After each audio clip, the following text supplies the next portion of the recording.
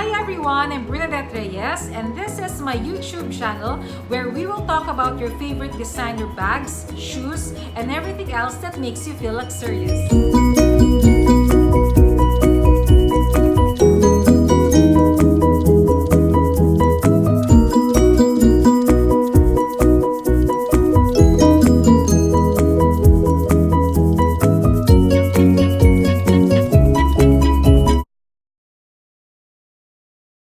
Allow me first to introduce myself. I'm a TV reporter by profession, but I'm a certified 100% bag lover.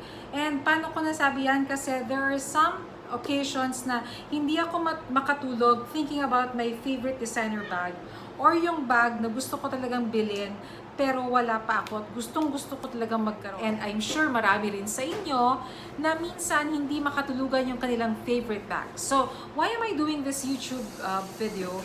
Is because of two things. One is because I want you to always get what your money's worth. Minsan kasi, bibili tayo straight from the store because we have the capacity to buy a bag straight from the store. But even if you have the capacity to pay for a designer bag, it doesn't always mean that you end up with a bag that you will end up liking for maybe months or even years. Kasi minsan, nadadala tayo ng hype. Or minsan, it looks good on our friend or our colleague.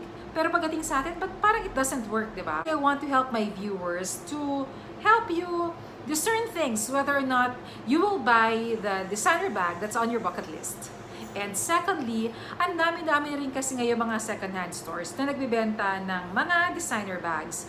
But not always na when they claim authenticity, talagang authentic yung bags na mabibili nyo sa kanila. So, throughout the episodes that I will be posting here on YouTube, I hope na matulungan ko kayo how to self-authenticate a designer bag and make you feel more convinced and happier with your purchase. So, for our first episode, ang ipapakita ko sa inyo at ang i-review natin is Taran! Guess what?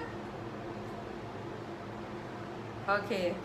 Ang favorite ng marami, it's the LV Neverfull in size. I got my first LV Neverfull many years ago when I was in Singapore and my good friend Carla allowed me to use her credit card. Papayagan niya ka na makiride sa card niya. So yun, we got an LV Neverfull for a 12-month installment plan. But there's a sad story to it kasi wala na sa akin yung bag na yun. If you want to find out, please watch until the end of the video para malaman nyo what happened to my LV Neverfull. So, balikan natin yung LV Neverfull, no? Bakit nga ba siya favorite ng marami sa atin? And why is it called Neverfull? Alam nyo, it's practically never full.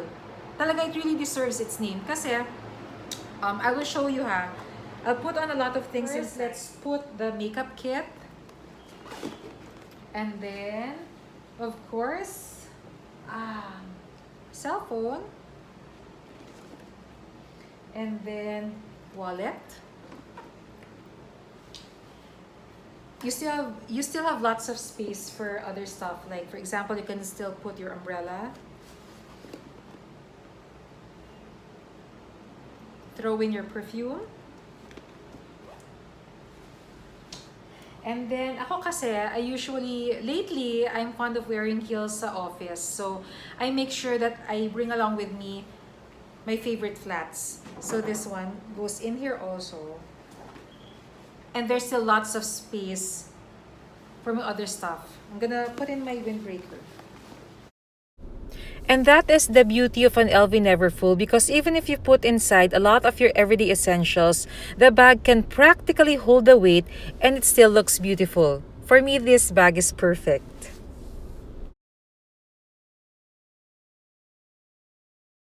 There are some things that you should really look out for when buying secondhand. Parang doon tayo sa brand new, di ba? So, when you're buying brand new LV bag, okay, straight from the store, it comes in this yellow gold packaging. Yeah, like this. And of course, since sa store nyo siya binili, it comes together with a receipt. Like this. But, tada! Wala na yung receipt. Kasi, wala. Hindi ko lang, na-misplace ko for some reason. But yun, ganito na ngayon kasi yung box ng LV. And for some models, meron na siya nung parang mga monograms niya na nakalagay dito sa corners. It comes with a box. It comes with a dust bag. And it has this small little thing. Small paper. Yan, nakita niyo ba? Yan. So it says coated fabric, cowhide leather trim. So yan. Yan yung mga inclusions that you get when you're buying brand. If you want to buy an LV Neverfull, but you want to buy it at a cheaper price, yun, punta tayo sa second-hand market. Now, para ma-solve na yung mga problema nyo, tutulungan ko kayo mag-authenticate ng isang LV Neverfull. Through the years na bumibili ako ng designer bag, alam ko na talaga kapag nakita ko pa lang whether or not the cowhide is authentic or not. But for first-timers na bibili ng second-hand, lagi niyong titingnan talaga yung pagkakatahi niya. Whether it's carefully crafted, this is mass manufactured using machine, kaya naman perfect or immaculate talaga yung kanyang stitching. And then, do you see this part sa handle? Yes, that part, meron talaga yung prescribed number of counts para malaman mo kung authentic ba or hindi. So, 1, 2, 3, 4, 5. So, yan. Pa-letter V yan, and then 5 stitches going down, and another 5 stitches forming a letter V. So, yan. Of course, syempre, kapag kunyari, when you're out there at the mall and you see someone carrying her LV Neverfull, ang hirap naman, di ba? Authentic ba yung bag niya? So, you know, ilang stitches ba yan? Syempre, hindi mo natitingnan yun, di ba? Pero, hindi lang kasi yun yung palatandaan para malaman mo kung authentic o hindi. Also, this string here. Yan. The fake LV Neverfull has lousy string like this. Yes, super lousy. And this one's different. And then, let's talk about the hardware.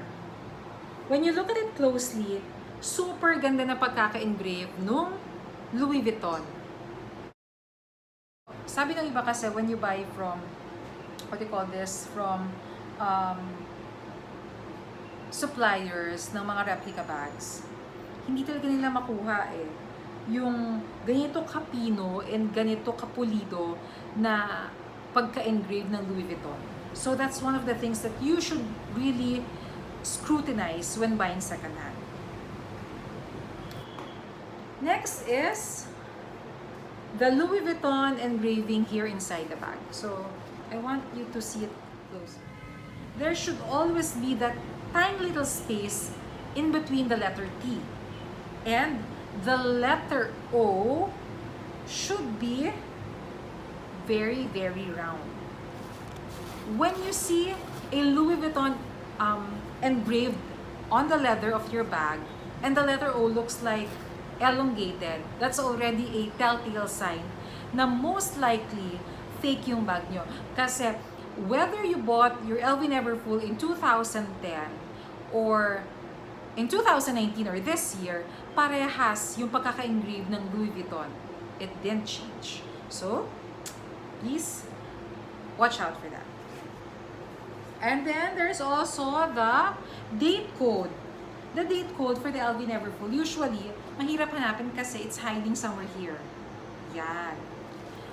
And, it's easy naman to Google para malaman nyo whether or not the date code really, really matches yung nakalagay dito sa tag na to.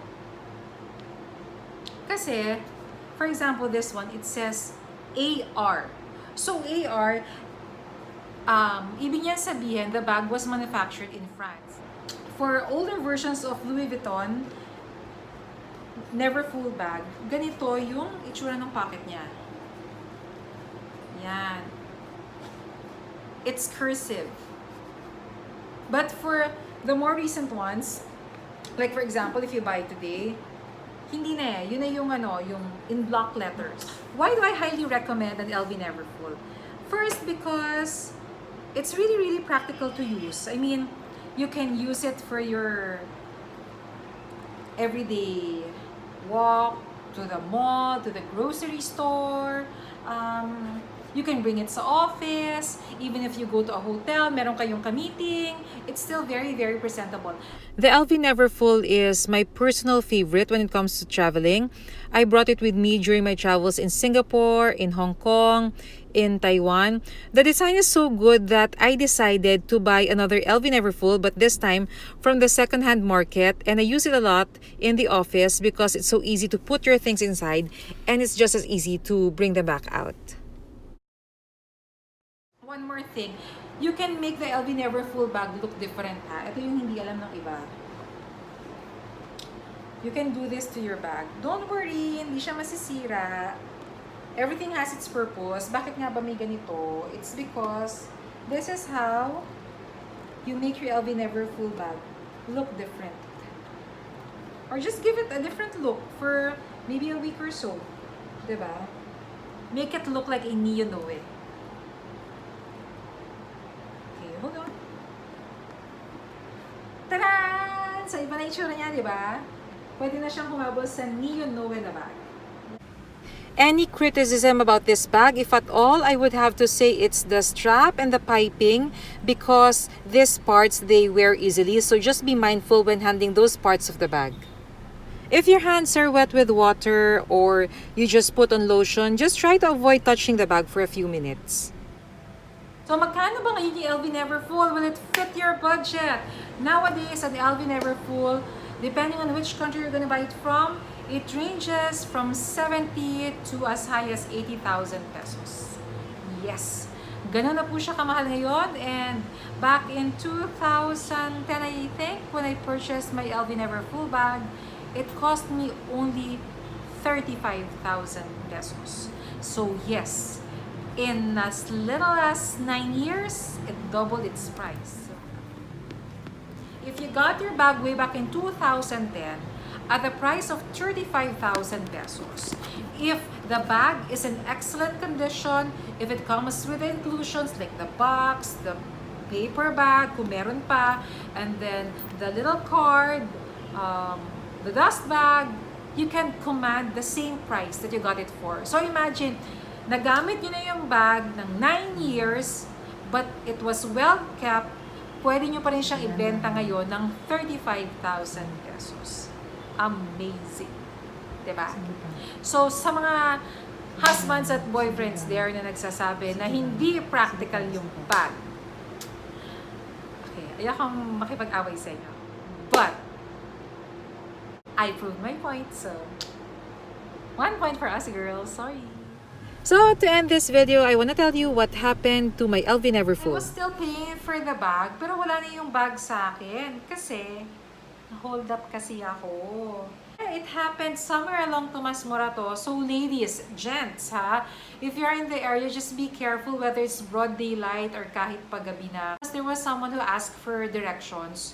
Ako naman, kasi he looks decent, and then it was really a harmless question asking on how to get to Paddy's Point. But the next thing I knew, when you turn around, he was already holding a knife. So bigay na lang yung bag, di ba?